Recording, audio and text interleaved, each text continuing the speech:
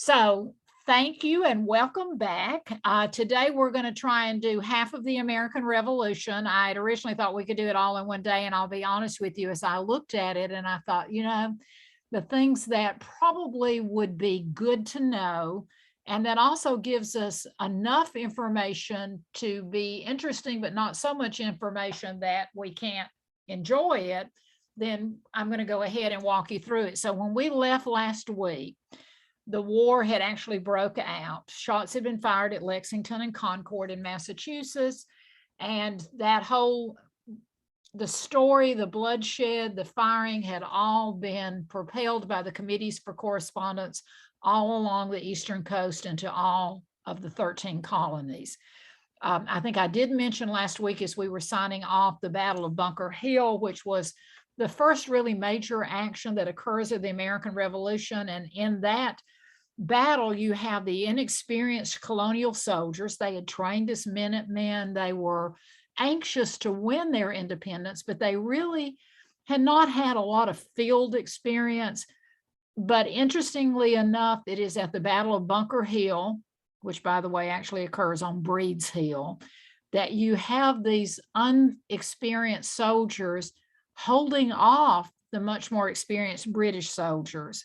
Eventually, the colonists will be forced to retreat from the hill, from their high ground, but the fact that they were able to hold off the redcoats, as they referred to them, for several hours sort of gave them the impetus to believe that they could do what needed to be done to win their independence.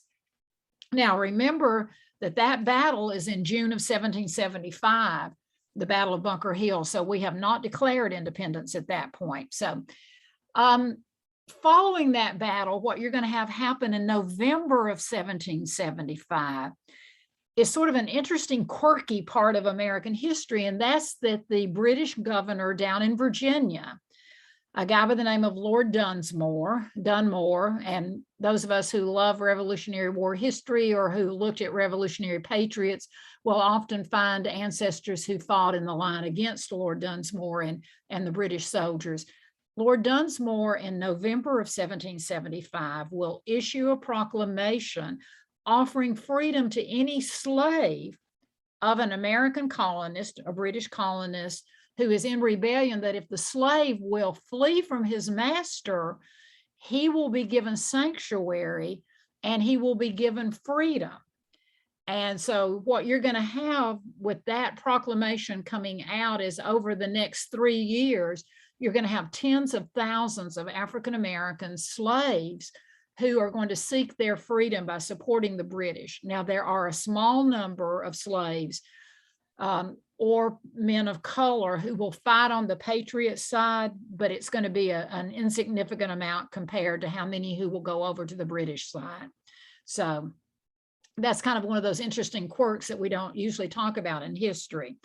So moving forward, that occurs in November of 1775. There's less fighting during those heavy winter months because it's just difficult to mount combat during snow. Most often during the winter times, you're going to find both armies going into some sort of hunker down retreat.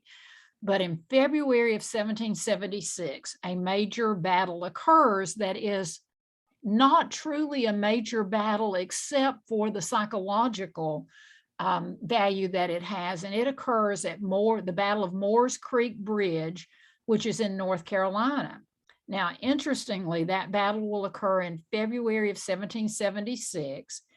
And it's a situation where you have a group of loyalists, many of them English descent, who declare that they are loyal to the British Army, and a battle will break out between those loyalists and the Patriot Army, many of whom are Scots and Irish, and therefore, because of historical tradition, family tradition, have much less loyalty to the English crown. So a battle breaks out at Moore's Creek Bridge. So why is that important?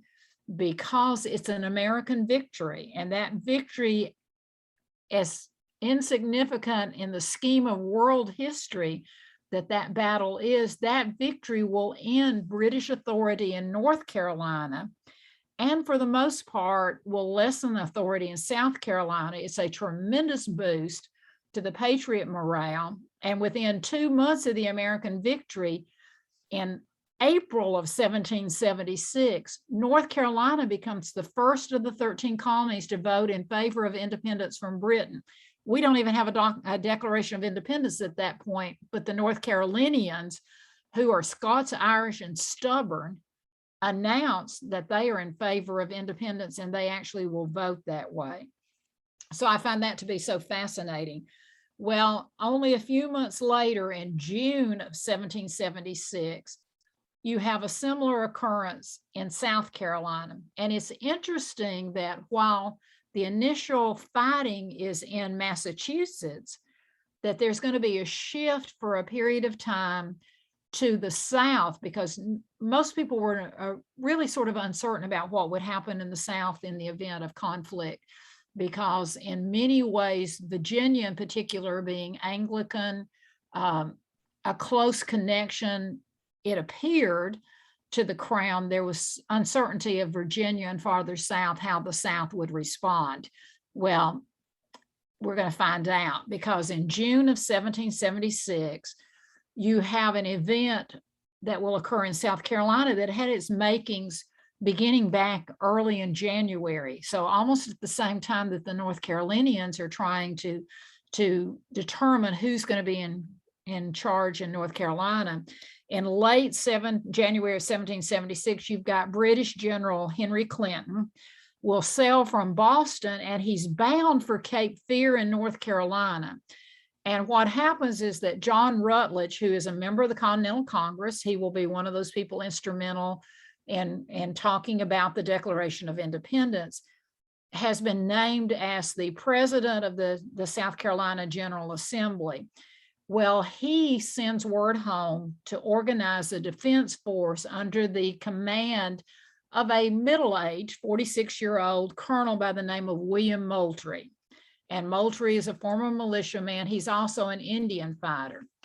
And he is charged with defending South Carolina, particularly defending Charleston, because Charleston is their major trading center.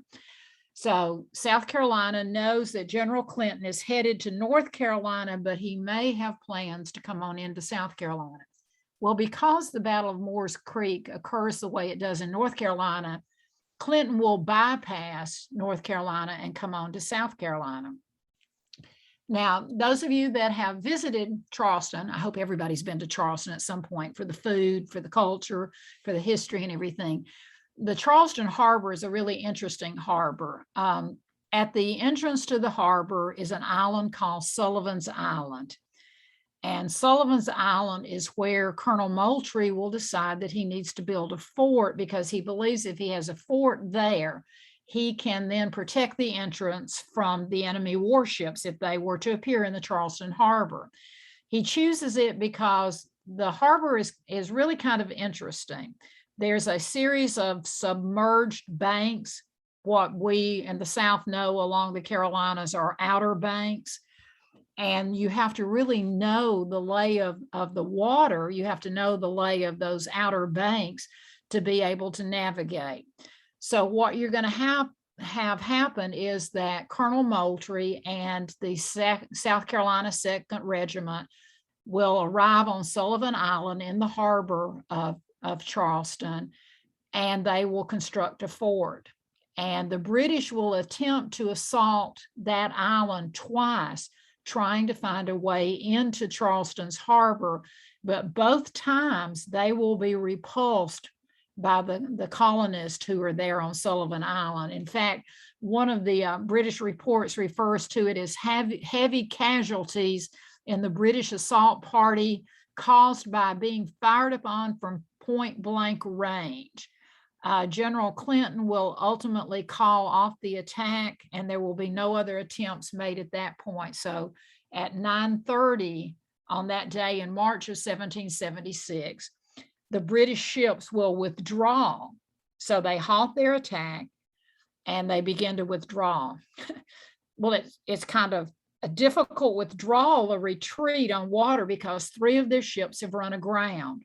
One of them, the HMS Ecton, simply cannot get itself off of that outer bank, off of that bar. And they finally, the captain requested that the vice admiral give them permission to abandon ship. They are finally granted that right to abandon ship, and to keep the colonists from taking the ship, they set it on fire and burn it. It was really a tremendous loss for the British Navy. That ship had been commissioned less than a year before.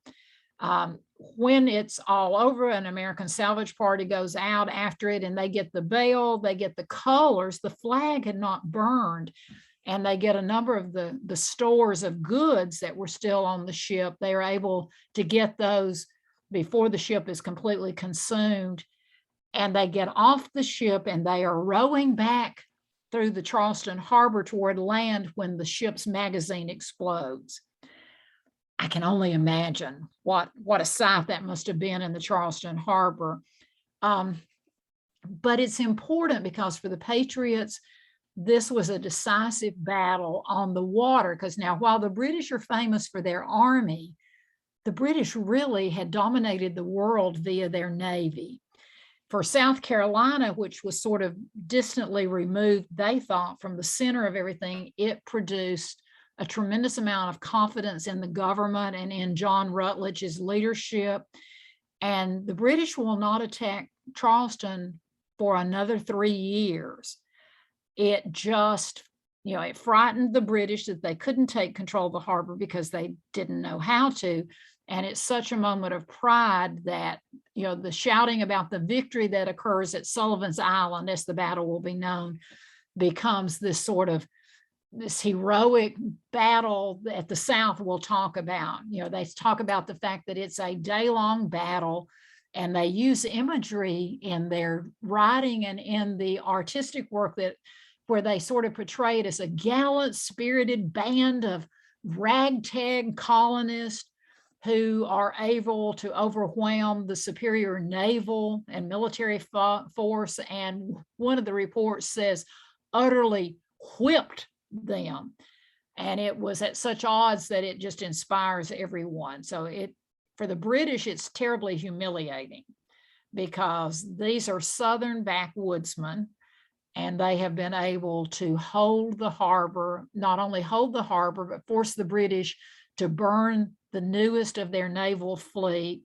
They now have lost any element of surprise that they might have in trying to attack the American harbors up and down the coast.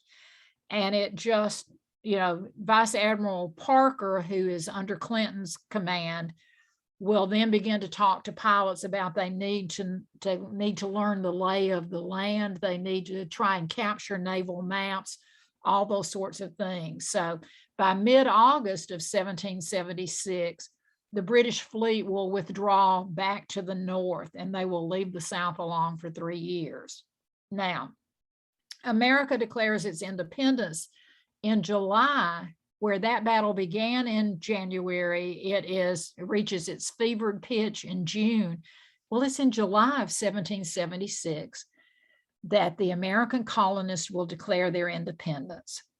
The Declaration of Independence is adopted at the Second Continental Congress. I feel like we should pause, and there should be a drum roll and the fife, and we should unfurl a flag. But I do want to remind you that all of that occurs after more than a decade of back and forth agitation over taxation, after a year of war, and even still, the colonists have attempted to make peace with Britain because they didn't want it to come. Their original intent was they did not want it to come to a situation where they would no longer be English citizens. They were sort of proud of that English heritage and hoped that that would be the answer, that they would be able to remain, but that's obviously not what's going to happen. They then decide they will declare their independence, hoping that they can go quietly. George III obviously isn't willing to let subjects go without a fight. And interestingly enough, about the best that we can tell, 1/3 of the colonists were supportive of revolution. 1/3 of the colonists were loyal, and about an equal third didn't really have strong feelings one way or the other, which I always laugh because that tends to be so true so often is, you know, a third are engaged, a third are on the other side, and a third are just trying to make a living and they don't really care one way or the other. What you begin to find, though, coming along with the Declaration of Independence, and I do want to spend a couple of minutes on it, is this allegiance to the states, but there is this growing sense that the colonists are in this together. If we think back to Benjamin Franklin and his attempt with the earlier attempts to draw the colonists together, war is going to bring them together. So, Declaration of Independence, authored, and a committee of 5 are assigned to author the Declaration of Independence. It will be John Adams of Massachusetts, Benjamin Franklin of Pennsylvania, Roger Sherman of Connecticut, Robert Livingston of New York, and the youngest member of the committee, Thomas Jefferson of Virginia. And it will be Jefferson who will predominantly do the writing. If you all have seen the musical 1776, there's a lovely segment in the musical, which is actually based on historical record of a discussion between Adams, Franklin, and Jefferson as to who should actually write it. And Franklin basically says, I write cute little ditties, I write proverbs, I don't write those sorts of documents. They look at John Adams and they go, John Adams, you're a well-versed attorney, you're a great scholar. And Adams, to his credit, says, there aren't very many people who like me. If I write it, automatically, it's going to be out of favor. Jefferson, they don't know you very well. You're young, you're from Virginia, the oldest colony, and you are an incredible, incredible writer. We want you to write it. And he acquiesces after a lot of frustration about the fact that he doesn't really want to be the one to write it. So real quickly, what the Declaration does is it opens with the preamble, kind of describing the necessity. Interestingly enough, Jefferson, in writing the Declaration of Independence, is not writing it for the colonists. The colonists know why they're declaring independence. He's writing it for an international readership. And he talks about that in his notes. It is the colonists' justification to the rest of the world as to why they're doing what they're doing. So there is a preamble that basically describes the necessity for overthrowing their ruler and taking their place in the world. It is in the Declaration of Independence that Jefferson asserts that all men are created equal. I think we could probably all say that in unison, and that they are endowed by their creator with certain unalienable rights, that among these are life, liberty, and the pursuit of happiness. And Jefferson will explain that those natural rights governments cannot violate. And if governments do, he's going to throw back to John Locke, English political writer, who says that if the government oversteps its role and begins to suppress the inherent natural rights of citizens, then it is not only right, but it is the duty of the people to overthrow the government. In that government's place, then the people should establish a new government that will protect those rights. It's really an interesting argument because not often have you had in the course of history people's justifying why they are about to ferment for revolution. Maybe Spartacus with Rome, but that's a very limited revolt. But anyway, to justify then overthrowing the English government, Jefferson, very much in what I would call a checklist of 27 little check marks, says he has, meaning King George, King of Great Britain, has done this. And it's a list of all the things, the abuses that the king has subjected his people, English citizens, he has subjected them to. So he mentions things like the interfering with their right to self-government, interfering with their right to a fair judicial system, legislating without input from the colonies, levying taxes without input, forcing the quartering of soldiers, removing their right to trial by jury. I'm trying to think of all the others off the top, but a number of those, to where he actually accuses King George III and Parliament, because it is as a constitutional monarchy, there's a dual responsibility there. He says they are also guilty of outright destruction of American life and property because they have refused to protect the colony's borders. They have confiscated ships at sea. And a big thing that had just happened was the English government was hiring mercenaries to fight alongside its own army against the colonists. Who hires foreign dogs of war to fight against their own people? Jefferson will explain that the colonial governments had tried to reach a peaceful reconciliation. It hadn't been successful, that they had been denied, it had been ignored, and now they have no choice. They have been forced to declare their independence. Yay! Everybody wave a flag. That's pretty emotional. So, next major battle that occurs in the American Revolution is one that I think all of us are familiar with because we're familiar with the painting. And that will be in late 1776. The morale of the Continental Army is at a real low. They had lost the Battle of White Plains in October. They had lost the battles at Fort Washington and Fort Lee in November. They are being, in effect, chased by the British. So General Washington and the Continental Line has retreated out of New York, across New Jersey, into Pennsylvania. The army's pretty much threadbare. A lot of them don't have shoes. So many of those who had originally volunteered have gone home. They've just gone home. Those that are left by December, they are huddled in camps along the western banks of the Delaware River. And it's winter weather, and they are encamped on the water.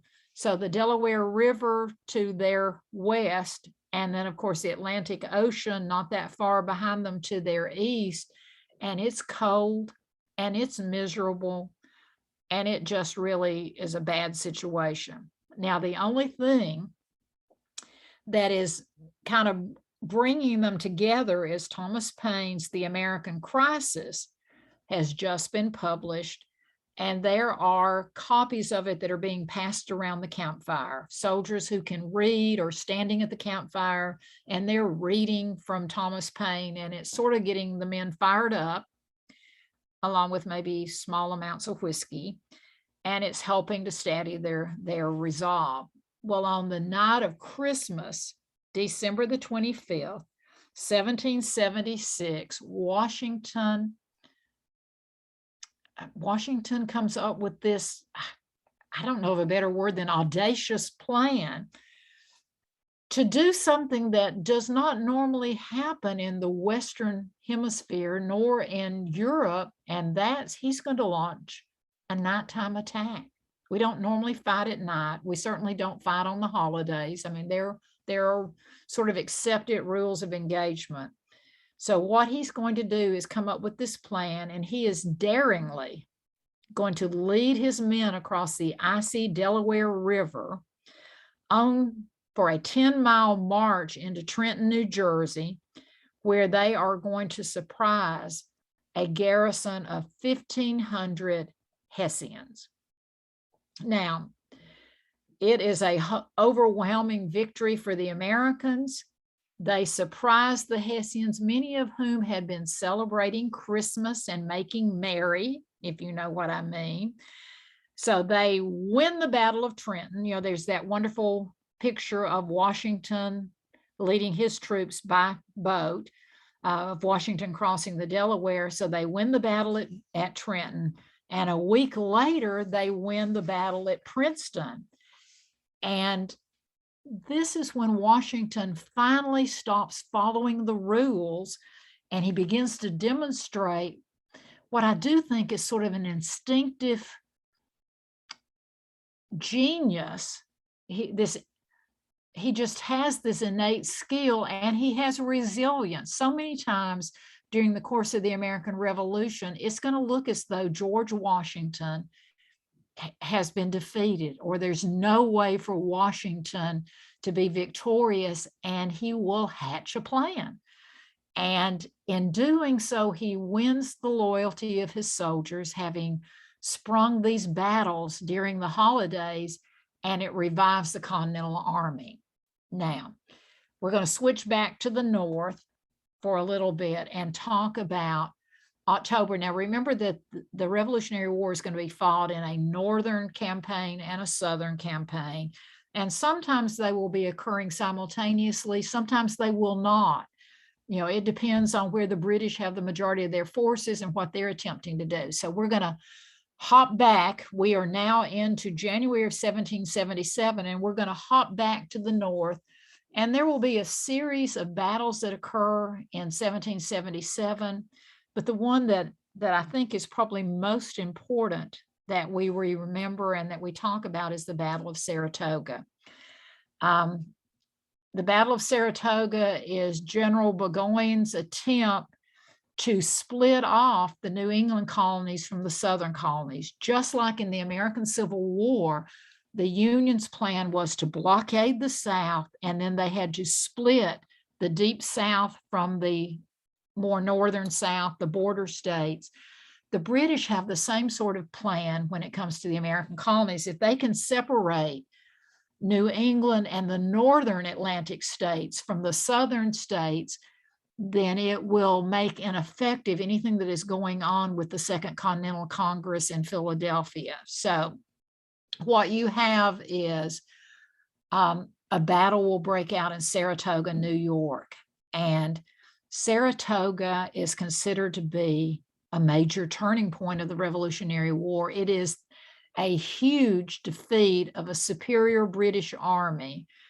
And in being able to defeat the British army, it furthers the colonists' hope for independence. But what's really, really critical is that it will get the attention of other nations in Europe. So let's talk about what happens at Saratoga. I will tell you that I was headed to Saratoga in July, only to find out that Saratoga was closed. And I was so anxious to be walking the fields and to see the fort and to kind of stand there for just a little bit and imagine the troops who were there. But it is indeed considered to be one of the most decisive battles.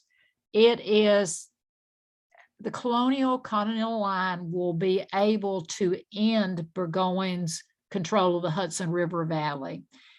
And it is that victory that will convince Louis XVI, who is on the throne in France, that the American colonists may actually be able to hold their own against the British army.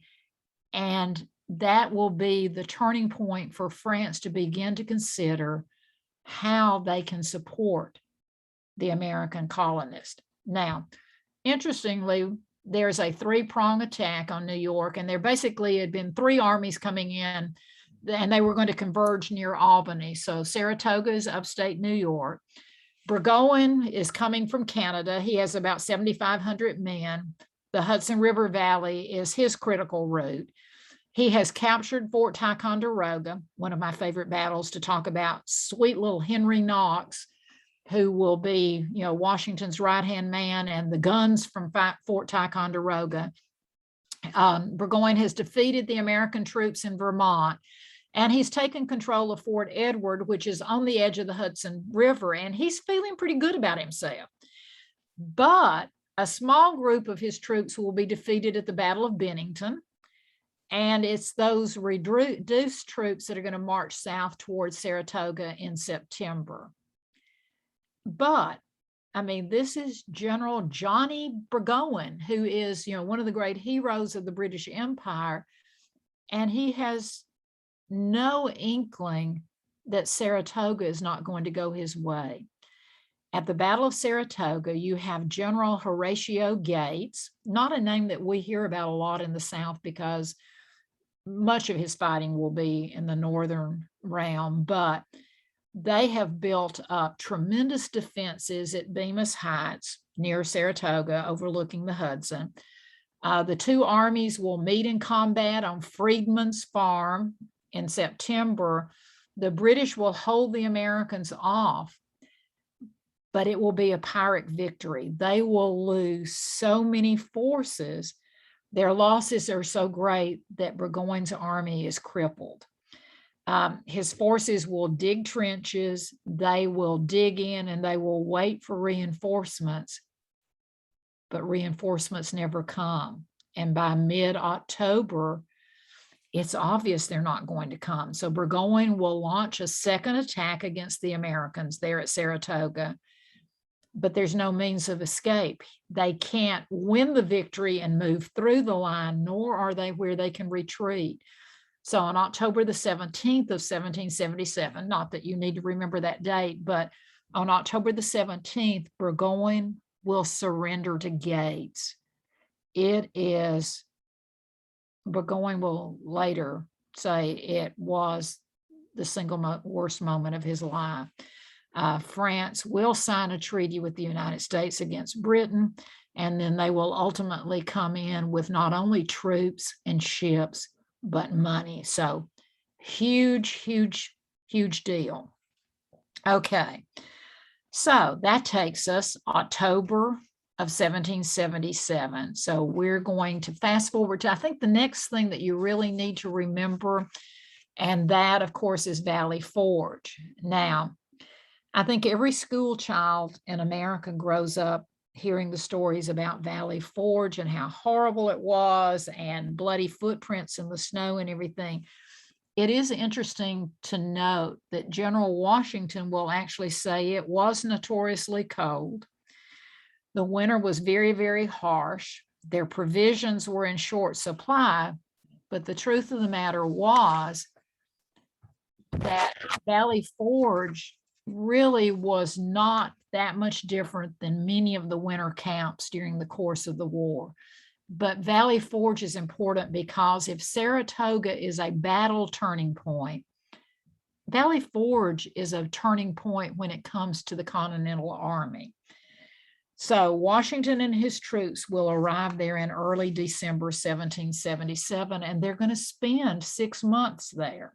You have to think about harsh winters north into that region, into Pennsylvania. So the British had captured Philadelphia prior to December of 1777.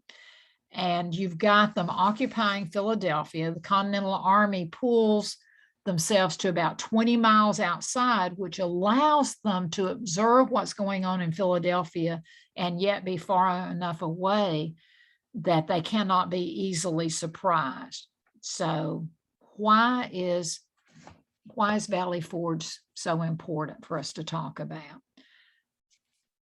You know, it is in the winter camp at Valley Forge that most historians agree that George Washington, having built on his victories at Trenton, at Princeton, his strategic withdrawal from New York earlier, that's where he's going to prove his mettle. And it is where the American forces will change.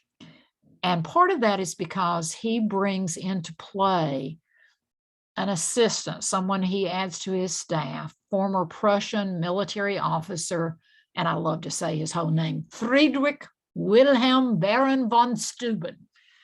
Takes me back to days of Hogan's Heroes or something when I was a child and trying to do that Prussian accent. But Baron von Steuben will be credited by the 6 months are over with having transformed this sort of battered Continental Army into a unified world-class fighting force that will ultimately be capable of beating the British. I mean, I love that sort of story. So you've got Washington and his troops arriving at Valley Forge 6 days before Christmas of 1777. The men are hungry, they're tired, they've lost a number of battles, and they have seen Philadelphia fall. Philadelphia, where the Continental Congress has been seated. Those defeats had actually led a number of the members in that Second Continental Congress to suggest that perhaps Washington was not up to the task. Perhaps he should be replaced. The record even shows that there were at least 3 members of the Continental Congress who used the word incompetent when speaking about George Washington. Kind of hurts my heart just thinking about it. So anyway, they will retreat to Valley Forge, and it's about a day's march away from what now is British-occupied Philadelphia. The land had earlier been cleared for agriculture, so it leaves this sort of open, rolling landscape. What I so often think about is Pennsylvania or portions of Tennessee, those rolling hills. So Washington chooses this spot so he can keep an eye on the troops in Philadelphia. And they're going to be there from December of 1777 until June of 1778. What is absolutely amazing to me is that within days of arriving at Valley Forge, the troops will construct somewhere between 1,500 and 2,000 log huts, parallel lines. They're constructing these lines so that there's visibility. They can look down the rows, up the rows between the huts. I mean, it's like laying out a national cemetery. There will be enough huts that they will house the 12,000 soldiers who will winter there, along with 400 women and children who have followed, for the most part, their spouses into winter camp. And the women are there to help do laundry, to cook, to do those sorts of things. Each hut is 14 feet by 16 feet. Sometimes the soldiers' families would stay in that space with them. Other times, the soldiers' families will be in tent housing that the Army will set up. There is a copy of an order that Washington will issue in December of 1777, instructing the soldiers before the severe winter weather hits to search the countryside for straw to use as bedding, because they don't have enough blankets for everyone. 12,000 soldiers, 400 other people. I mean, think about the amount of food supplies, but blankets that would be necessary. Today, we look back at Valley Forge, and many people will consider that Valley Forge is the birthplace of the American Army. And it's because by June of 1778, when those soldiers leave Valley Forge, they emerge with a rejuvenated spirit and a confidence in their own ability to be a well-trained fighting force. The credit for that goes to von Steuben. At that point in world history, the Prussian army was considered to be the best army in Europe.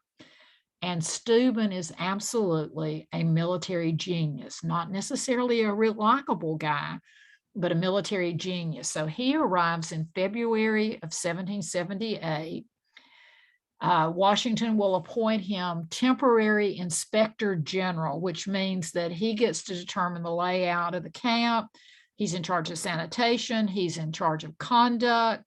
It is Steuben who demands that all latrines be placed facing downhill on the opposite side of the camp from the kitchens. Prior to that, the latrines and the kitchens were side by side. We can all say, ooh, simultaneously. But more importantly, in that position, he becomes the chief drill master. Now, von Steuben speaks very little English, so he will run the troops through a gamut of Prussian-inspired drills. He teaches them how to load, fire, reload, charge with bayonets, how to march in compact companies of 4. He would do columns of 4 columns, short rows, compact companies, because it was so much more efficient than what the Continental Army had been using, and that was mile-long single file. It was so much easier to pick off man by man in movements. If you're in marching single file, you're strode out over several miles when you're moving your troops. So he's going to put them into columns where they can march as units. He will write a manual that will be called the Regulations for the Order and Discipline of the Troops of the United States, which those who have served in the Army know was eventually will become the Blue Book, which was the official training manual of the Army for decades and decades. And even the manuals that are used today include some of the things that von Steuben will use. So they come out of Valley Forge, and the first major test of that will occur at the Battle of Monmouth, which is in June of 1778.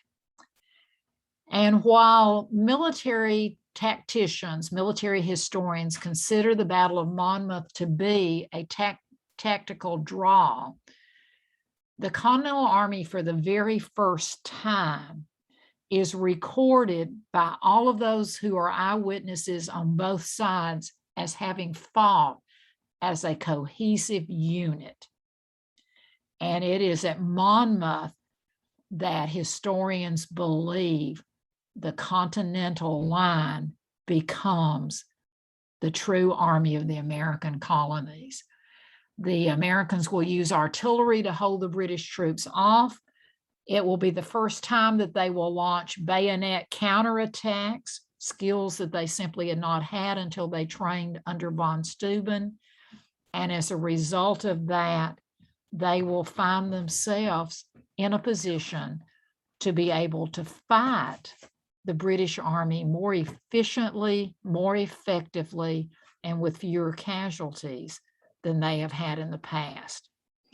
It will be in February of 1778 when we knew that the French had come in June because of the success of the Continental Line at the Battle of Monmouth in New Jersey, that you're going to have the first amounts of cash, the first amounts of gold actually coming to the American colonies. It will be as that battle ends that the Continental Army receives official word of the French alliance and of French troops and French funding coming into the colonies to support the revolutionary effort.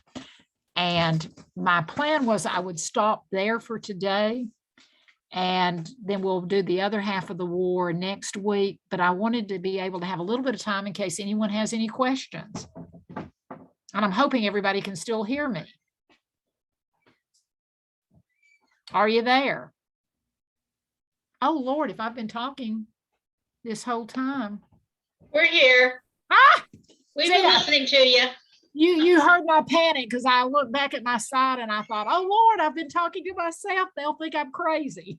No, you haven't. We've been sitting here up with bated breath on the edge of our seats. Oh, listen, it's not as though we don't know how it comes out, but I have to tell you, I think the thing that I love about the American Revolution is that going into it, I don't know how in the world our founding fathers thought we could defeat the British Army, the British Navy in particular, as dominant as they were in world politics, and yet we do. It's just, I mean, you look at example of fighting after example, and you think about, and they were going to pull Washington from the command? Oh, my word, because now we look back and we realize that he grew into the position. I mean, it's so wonderful when you see a leader thrust into a role and then you see them little by little grow to really fill that position. And I mean, it's obvious that I think Washington was unbelievable, if for no other reason than he continues fighting. He's not into the glory associated with the war, and even, future secret, but even once he becomes president, 2 terms and he's done. He doesn't even want to be president to start with, but then he says, that's it. Too much power is too tempting to too many people. We're just not going to do this. So, I mean, I love talking about the American Revolution because you just think about these patriots, many of whom had not, if they'd seen combat, they saw it in the 7 Years' War, the French and Indian War, but they are, for the most part, especially in the South, they're farmers and they're hunters and they're backwoodsmen. And, their ambition has not been to be part of an army, but when it comes to freedom or no freedom, they step forward and they are willing to take that chance. That just, I find to be so amazing. When we talk about the American soldier throughout history, where do we find these men and women of such courage or such ability to deal with their fears and such commitment to high ideals and principles that they're willing to serve? I mean, I'm just always amazed. The history fascinates me. I'll be quiet. Anyone have any questions? There were a couple in the chat. And see, I can't see the chat because of whatever's Linda, what are your thoughts on the movie Monumental? Do you know what? I have not seen it, and I need to see it. I have not, so I need to watch that before next week.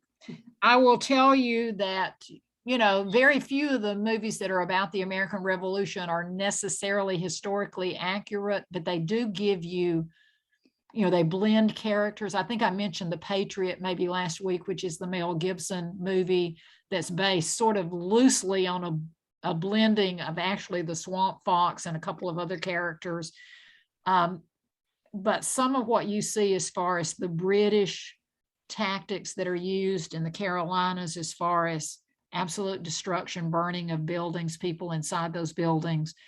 I mean, the burning of the scene in The Patriot. There's a scene in The Patriot, if you haven't seen it. If you have seen it, you'll know what I'm talking about, where the congregation is trapped in the church and the church is set on fire. That is historically accurate. I'm trying to think of other American Revolutionary War movies that are out there that are good. Of course, there's a lot of great documentaries. If you watch, the John Adams miniseries, the miniseries on Washington that PBS did is fabulous also. I mean, there's a lot out there on the History Channel. The American Revolution is just such an incredible period of American history. There was another question. It's from Anne. It's, as these battles are won, do the third of folks who were neutral start getting excited? Do they join in? That's such a great question, because yes, to a certain extent, as you begin to see the American colonists being more successful. Now, remember that for each of the victories I talk about, there are also a series of defeats. But as we begin to not just wither and go away, you do have some of that 1/3 coming over, and you'll have a few of the Tories who will come over to our side. Now, the flip side of that is that you will have some people like one of the heroes of the Battle of Saratoga was Benedict Arnold. He will be written up in the military war accounts. He will be written up for valor on the battlefield at Saratoga. And yet we all know that Benedict Arnold will ultimately turn to the other side and will betray the routes and the fortifications at West Point, again, access to the Hudson River Valley and that river. And, what's so really sad about that story is he will then will become, as we affectionately call him, a traitor, but he will go to England. He will retreat to England with his wife when the war is over, and he will be ostracized from English society. And what they will write about him in the papers there is, if he would turn on his own country, how can we possibly trust him to be loyal to our nation? Wow. Talk about a heavy judgment. And you think about him having, flipped sides, and then ultimately he's a man without a country.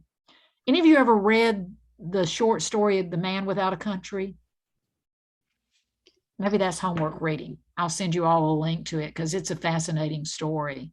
also. But anyway, yes, some of the colonists who have not been sure what is in their best interest will begin to be supportive, if not openly, at least secretly, be supportive of the American patriots who are fighting.